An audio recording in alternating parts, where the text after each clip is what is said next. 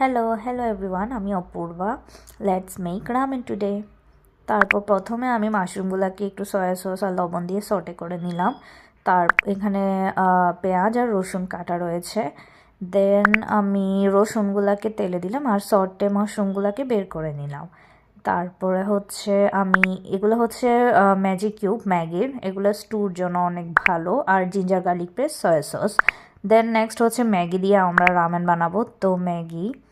তারপরে আমি এখানে পেঁয়াজ আর রসুনগুলোকে প্রথমে তেলে ভেজে নিচ্ছি লবণ দিয়ে, তারপর সয়া সস, ভিনেগার, কেচাপ, চিনিও দিয়েছি আমি অল্প পরিমাণে। তারপর আমি একটা প্রথম ম্যাজিক কিউব ওইটা দিয়ে দিলাম। ওইটার পর যতক্ষণ পর্যন্ত স্টুটা ভালোভাবে হচ্ছে ততক্ষণ পর্যন্ত দেন আমি ম্যাগি দিয়ে দিলাম।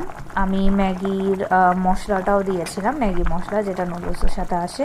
তারপর সেকেন্ড ম্যাজিক কিউব দিয়ে দিলাম ম্যাগির। দেন এটা আমাদের final. Thank you, bye by.